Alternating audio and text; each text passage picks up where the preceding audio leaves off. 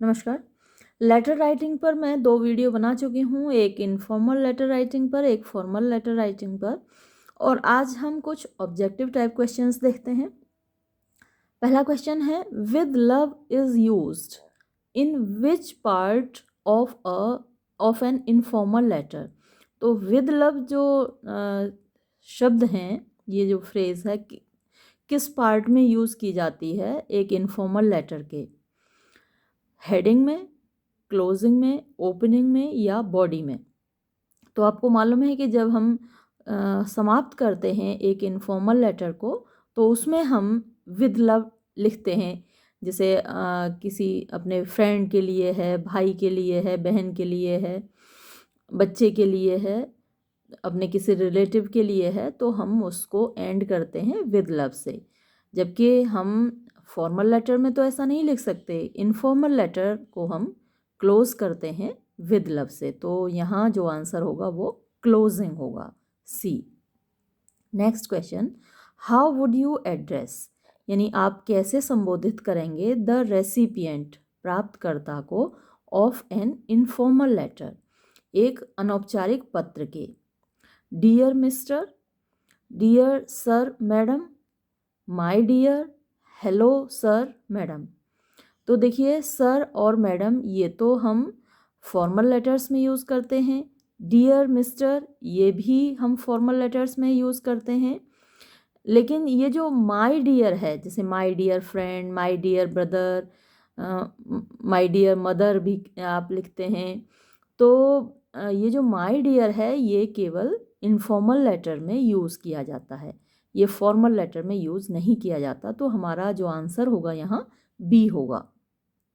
Next question है, in order to have the desired effect, desired means इच्छित, जो आप चाहते हैं वैसा, इफेक्ट प्रभाव।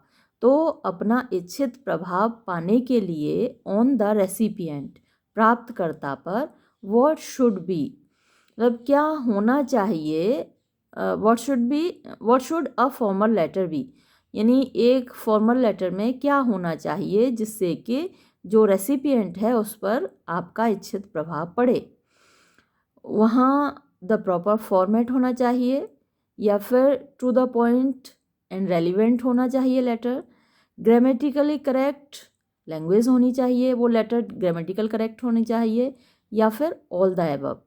तो आप जानते हैं कि एक फॉर्मल लेटर में, या जो उसका जो रेसिपिएंट है फॉर्मल लेटर का, उस पर सही प्रभाव तभी पड़ेगा जब आपका फॉर्मेट भी प्रॉपर हो, टू द पॉइंट और रेलिवेंट आपकी लैंग्वेज हो, और ग्रामेटिकली करेक्ट हो आपकी लैंग्वेज, तभी उस पर सही प्रभाव पड़ेगा, अच्छा प्रभाव पड़ेगा प्राप्तकर्ता पर। तो इसका आंसर होगा all of the above. Next question, which of the following is not a kind of letter, इनमें से कौन सा एक प्रकार का पत्र नहीं है? Verbal, formal, business, personal. तो देखिए, फॉर्मल लेटर्स होते हैं, पर्सनल लेटर्स होते हैं, बिजनेस लेटर्स होते हैं, लेकिन वर्बल लेटर्स ये तो लेटर का कोई प्रकार है नहीं। तो इसका जो सही उत्तर होगा वो है verbal. Next question, a good letter need not have, एक अच्छे पत्र में किस चीज़ की आवश्यकता नहीं होती है? Proper salutation, clarity of subject, clarity of language, या लैटिन कोटेशंस। तो भाई प्रॉपर सैल्यूटेशन भी होना चाहिए, सैल्यूटेशन जैसे हम सर मैम ये स्टार्टिंग में लिखते हैं, तो प्रॉपर सैल्यूटेशन होना चाहिए। क्लैरिटी ऑफ सब्जेक्ट तो होनी ही चाहिए, और क्लैरिटी ऑफ लैंग्वेज होना चाहिए, लैंग्वेज साफ़ सुथरी होनी चाहिए, स्पष्ट होनी चाहिए, सब्जेक्ट स्पष्ट होना चाहिए। लेकिन लैटिन कोटेशंस की तो कोई आवश्यकता ही नहीं है। तो इसका जवाब होगा D. Next question, which sequence is followed in a letter, तो एक पत्र में कौन सा सीक्वेंस फॉलो किया जाता है, किस सीक्वेंस में लिखा जाता है लेटर? पहले salutation, the main body, complimentary, close. ये कॉम्प्लीमेंट्री की स्पेलिंग गलत है, COMPLI होना चाहिए, कॉम्प्लीमेंट्री। कॉम्प्लीमेंट देते हैं ना आप किसी को, जैसे आप अक्सर मुझे ही कॉम्प्लीमेंट देते रहते हैं, यूट्यूब पे मैसेज करते हैं तो उसमें कि मैम बहुत अच्छा लगा, वीडियो बहुत अच्छा था, वो क्या कहलाता है? कॉम्प्लीमेंट कहलाता है। तो ये जो है, ये भी, इसको भी हम कॉम्प्लीमेंट प्रोनाउंस करते हैं। लेकिन वो जो आप किसी को कॉम्प्लीमेंट देते हैं, किसी की तारीफ़ करते हैं, तो वो क्या होता है? COMPLI। तो जो लास्ट में होता है कॉम्प्लीमेंट्री क्लोज कहलाता है। वो लास्ट में आप कहते हैं कि जैसे मैं आपका हमेशा आभारी रहूँगा। तो बहुत सारी चीज़ें आप लास्ट में बोलते हैं सम्मान प्रकट करते हुए, तो वो कॉम्प्लीमेंट्री क्लोज कहलाता है। लेकिन COMPLI। The main body, salutation, complimentary close, complimentary address, body, salutation, body, complimentary. देखिए यहाँ सही दी है, ये कॉम्प्लीमेंट्री की यही स्पेलिंग है जो डी में दी हुई है, बाकी इन तीनों में गलत है। ए में भी गलत है, बी में भी गलत है और सी में भी गलत है। ये जो डी में स्पेलिंग दी हुई है कॉम्प्लीमेंट्री की, यही स्पेलिंग सही है। वो भी कॉम्प्लीमेंट्री सही स्पेलिंग है, लेकिन यहाँ नहीं। वो जो COMPLE होता है कॉम्प्लीमेंट, उसका मतलब होता है कोई चीज़ जो पूरा करती है किसी चीज़ को, यानी एक अधूरी चीज़ को कोई दूसरी चीज़ पूरा करती है तो उसको कॉम्प्लीमेंट्री कहा जाता है। तो ये वाली स्पेलिंग होती है COMPLE। और जो सम्मान वाली चीज़ है, जब आप किसी को सम्मान देते हैं, किसी की तारीफ़ करते हैं, तो वो COMPLI होता है। तो ये वाली स्पेलिंग यहाँ पर लागू है। शब्द वो भी गलत नहीं है, लेकिन यहाँ फिट नहीं बैठता। तो हमारा सवाल तो खैर कुछ और था, मैं आपको कॉम्प्लीमेंट्री का डिफरेंस बताने लग गई। सवाल हमारा ये था कि which sequence is followed in a letter. एक पत्र में कौन सा सीक्वेंस फॉलो किया जाता है। तो आपको ये 4 ऑप्शंस दिए हुए हैं, जिसमें कि एक में जैसे डी में पहले बॉडी बताया, सी में पहले कॉम्प्लीमेंट्री एड्रेस बताया, बी में पहले मेन बॉडी बताया और ए में पहले सैल्यूटेशन बताया। तो भाई पहले तो सैल्यूटेशन होता है ना, फिर मेन बॉडी होती है, फिर कॉम्प्लीमेंट्री क्लोज होता है। तो जाहिर सी बात है हमारा जो आंसर होगा वो ए होगा। नेक्स्ट क्वेश्चन है, सेंडर्स कंप्लीट एड्रेस, भेजने वाले का पूरा पता, इज रिक्वायर्ड, आवश्यक होता है, in the following type of letter, निम्नलिखित प्रकार के लेटर में कौन से वाले में ज़रूरी होता है सेंडर्स कंप्लीट एड्रेस? फॉर्मल में, यानी औपचारिक पत्र में, इंटीमेट, जो हमारे पर्सनल पत्र होते हैं व्यक्तिगत, नन, दोनों में से किसी में नहीं चाहिए, बोथ ए एंड बी, या फिर ऊपर जो दोनों दिए हुए हैं दोनों में चाहिए। तो देखिए, जो सेंडर है, भेजने वाला है, उसका एड्रेस तो दोनों में ही चाहिए, चाहे वो लेटर फॉर्मल हो चाहे इंटीमेट हो यानी इनफॉर्मल हो। तो दोनों ही लेटर्स में हमको सेंडर का एड्रेस तो लिखना ही होता है। तो हमारा आंसर क्या हुआ? D, both A and B. Next question है, which letter is formal type, यानी ये जो ऑप्शंस दिए हुए हैं इनमें से कौन सा लेटर फॉर्मल टाइप का है? माँ को लिखा हुआ मदर, एडिटर, फ्रेंड या सन। तो इनमें से किसको लिखा गया लेटर फॉर्मल होगा? एडिटर को। किसी समाचार पत्र के संपादक को जो पत्र लिखा जाता है वो फॉर्मल में आएगा। तो हमारा उत्तर होगा बी। नेक्स्ट है, which type of letter is informal, किस प्रकार का पत्र इनफॉर्मल होता है? ऑप्शंस हमारे पास हैं, parents, business letter, official letter, the editor letter. तो कौन सा पत्र इनमें से इनफॉर्मल हुआ? जैसे ऊपर आपने देखा कि ये माँ के लिए, फ्रेंड के लिए, सन के लिए ये थे, तो ये सारे इनफॉर्मल थे, इसलिए हमने एडिटर को मार्क किया कि भाई एडिटर को जो लिखा जाता है वो फॉर्मल है। अब यहाँ उल्टा हो गया, यही ये क्या कह रहे हैं कि इनमें से कौन सा इनफॉर्मल है? तो भाई बिजनेस लेटर इनफॉर्मल नहीं होता, वो फॉर्मल होता है। एडिटर को लिखा हुआ लेटर इनफॉर्मल नहीं होता, वो फॉर्मल होता है। ऑफिशियल लेटर वो भी फॉर्मल होता है। लेकिन पेरेंट्स को, अपने माँ बाप को हम जो ख़त लिखते हैं वो कैसा होता है? वो इनफॉर्मल होता है। तो हमारा सही जवाब क्या है? पेरेंट्स। नेक्स्ट क्वेश्चन है हमारा, विच सीक्वेंस इज़ फॉलोड, यानी कौन से सीक्वेंस को, श्रृंखला को फॉलो किया जाता है इन एन इनफॉर्मल लेटर, एक अनौपचारिक पत्र में? Sender's address, the date, the sign, salutation. The date, sign, salutation, sender's address. Sign, date, salutation, sender's address. तो और फिर क्या है, sender's address, date, salutation, body. तो आपको समझ में आ गया होगा कि सबसे पहले तो हम ऊपर सेंडर्स एड्रेस लिखते हैं, है ना। तो अब सेंडर्स एड्रेस सबसे पहले लिखते हैं, तो इस हिसाब से ए और डी में देखो सबसे पहले सेंडर्स एड्रेस दिया हुआ है। तो अच्छा, उसके बाद फिर डेट लिखते हैं, तो ए में भी डेट पहले दी हुई है और डी में भी डेट पहले दी हुई है। अब तो पंगा हो रहा है भाई। अब फिर हम क्या लिखते हैं भाई, उसके बाद हम साइन करते हैं? नहीं, साइन तो नहीं करते। हम पहले क्या करते हैं, उसके बाद सैल्यूटेशन लिखते हैं, डियर या फिर डियर मदर, डियर फ्रेंड या डियर अमित, जो भी जिसको भी हम लिख रहे हैं, तो हम फिर सैल्यूटेशन लिखते हैं। तो यहाँ भाई अब वो किसके पक्ष में आ गया, उसमें तो साइन करवा दिए डेट के बाद तुरंत। भाई डेट के बाद तुरंत साइन थोड़ी करना करते हैं हम, सैल्यूटेशन होता है। फिर अब साइन के बाद ये कह रहे हैं कि सैल्यूटेशन होगा, ये ऐसा तो नहीं होगा।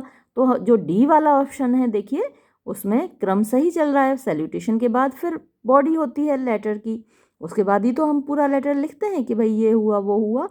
क्योंकि इनफॉर्मल लेटर है तो इसमें आराम से लिखेंगे, ये हुआ वो हुआ, जो मन में आए वो लिखेंगे, क्योंकि भैया ये पत्र ना इनफॉर्मल है, अनौपचारिक है। तो फिर हुआ बॉडी। तो जो सही क्रम है वो डी का है। ये जो लेटर से रिलेटेड क्वेश्चंस हैं, इनमें आप थोड़ा सा सोच कर लगाइएगा, ध्यान से बारीकी से पढ़िएगा क्वेश्चंस को।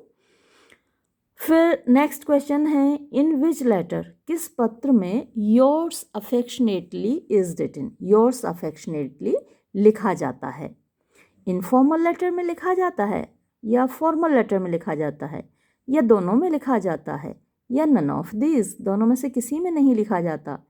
अब आप देख रहे होंगे नन ऑफ दीज तो नहीं आएगा, क्योंकि योर्स अफेक्शनेटली तो लिखा जाता है। लेकिन किस में, फॉर्मल में या इनफॉर्मल में? देखिए अफेक्शन होता है प्यार, है ना।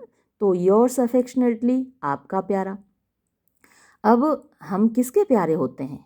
अपने भाई अपने घर वालों के, अपने भाई बहन के, अपने दोस्तों के, अपने रिश्तेदारों के, अपने माँ बाप के, इन्हीं के तो प्यारे होते हैं। बाकी किसी न्यूज़पेपर के एडिटर के प्यारे थोड़े ही ना हम, या फिर किसी ऑफिसर के प्यारे थोड़े ही हैं हम, है ना। तो हम किसके प्यारे हैं? जो हमारे अपने हैं उनके प्यारे हैं। तो अफेक्शनेटली किसको लिखा जाता है? इनफॉर्मल लेटर्स में, क्योंकि ये जो इनफॉर्मल लेटर्स हैं ये हम अपने अपनों को लिखते हैं, है ना। हम उन्हीं के तो प्यारे होंगे जो हमारे अपने हैं, हमारे घर के रिश्तेदार या फिर दोस्त लोग। तो इनफॉर्मल लेटर में हम लिखते हैं योर्स अफेक्शनेटली, ये फॉर्मल लेटर्स में हम नहीं लिखते। तो हमारा सही जवाब क्या होगा? इनफॉर्मल। अब नेक्स्ट क्वेश्चन है, योर्स सिंसियरली, सिंसियरिटी होती है निष्ठा, है ना। तो निष्ठा पूर्वक आपका। तो yours sincerely is written in which type of letter? Yours sincerely किस प्रकार के खत में लिखा जाता है? ऑप्शंस फिर से हमारे पास वही हैं जो 11वें क्वेश्चन में थे, 12वें में भी वही ऑप्शंस हैं। तो वहाँ मैंने आपको लॉजिक दिया कि योर्स अफेक्शनेटली इनफॉर्मल में आएगा, क्योंकि हम अपने अपनों के प्यारे होते हैं, अपने रिश्तेदारों के, दोस्तों के, घर वालों के, इसलिए यहाँ इनफॉर्मल होगा आंसर। अब यहाँ आया योर्स सिंसियरली, यानी निष्ठापूर्वक आपका। अब निष्ठा हमें किसको दिखानी होती है ना? पेरेंट्स को थोड़ी ना हम निष्ठा दिखाएंगे। पेरेंट्स को पता है कि हम उनसे प्यार करते हैं, या फिर हमारे बच्चों को मालूम है कि हम उनसे प्यार करते हैं, हमारे दोस्तों को मालूम है कि हम उनसे प्यार करते हैं, रिश्तेदारों को मालूम है। तो हमें निष्ठा किसको दिखानी है ना? निष्ठा हमको वहाँ दिखानी है जहाँ हम लोग जानते नहीं कि हम उनके प्रति निष्ठा रखते हैं। तो औपचारिक जहाँ बातें होती हैं वहाँ हमको सिंसियरिटी दिखानी होती है, बतानी होती है। तो योर सिंसियरली कहाँ लिखा जाएगा? ऑप्शंस हमारे पास वही हैं, informal, formal, both, none of the above. तो नन ऑफ द एबव इसका आंसर होगा नहीं। बोथ, दोनों में क्या लिखा जाता है? सिंसियरली। सिंसियरली दोनों में नहीं लिखा जाता। सिंसियरली हम लिखते हैं फॉर्मल लेटर्स में, जहाँ हमको सिंसियरिटी दिखानी है। तो योर सिंसियरली हुआ फॉर्मल लेटर्स में और योर्स अफेक्शनेटली हुआ इनफॉर्मल लेटर्स में। आपको बहुत अच्छे से ध्यान रखना है, बहुत इम्पोर्टेंट हैं ये दोनों ही क्वेश्चंस, आपसे पूछे जा सकते हैं। अब ये वाला क्वेश्चन भी बहुत ज़्यादा इम्पोर्टेंट है कि ये कई बार एग्जाम में मैंने देखा है।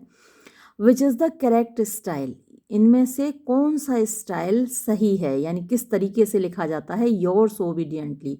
और ये लिखते वक्त मैंने देखा है बच्चों से, जब भी एप्लीकेशन आप लिखवाइए, क्लास में भी लिखवाइए, क्लास टेस्ट अगर हमने कभी लिया है तो अक्सर बच्चे इसको गलत लिख देते हैं।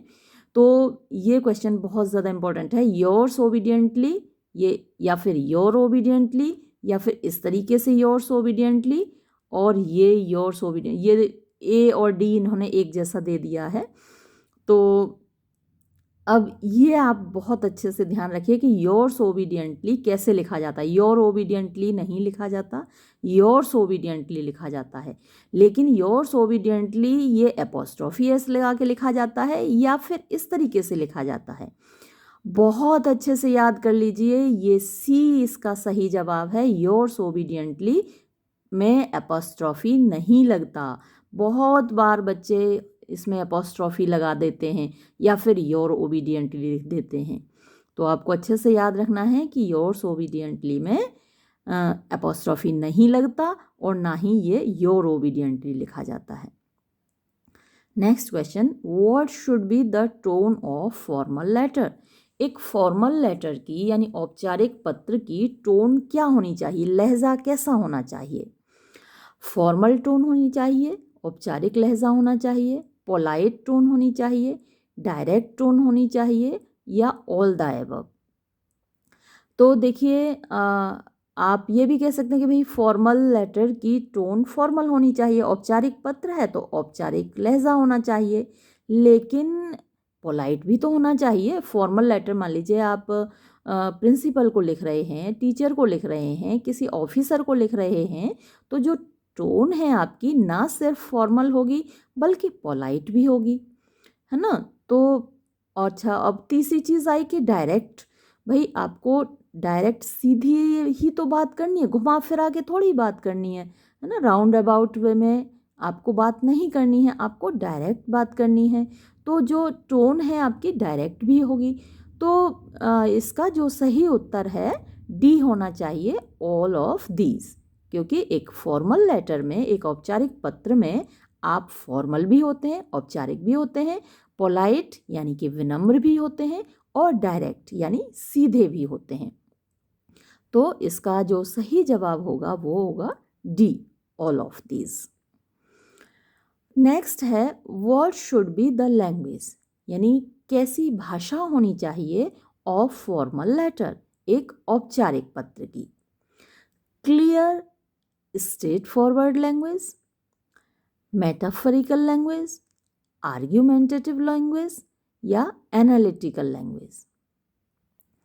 तो देखिए, फॉर्मल लेटर है, यहाँ मेटाफोरिकल लैंग्वेज तो आपको लिखनी ही नहीं है। मेटाफोरिकल लैंग्वेज यानी बड़ी अलंकारों से भरी हुई भाषा, बड़े उसमें खूबसूरत शब्द, खूबसूरत सेंटेंस।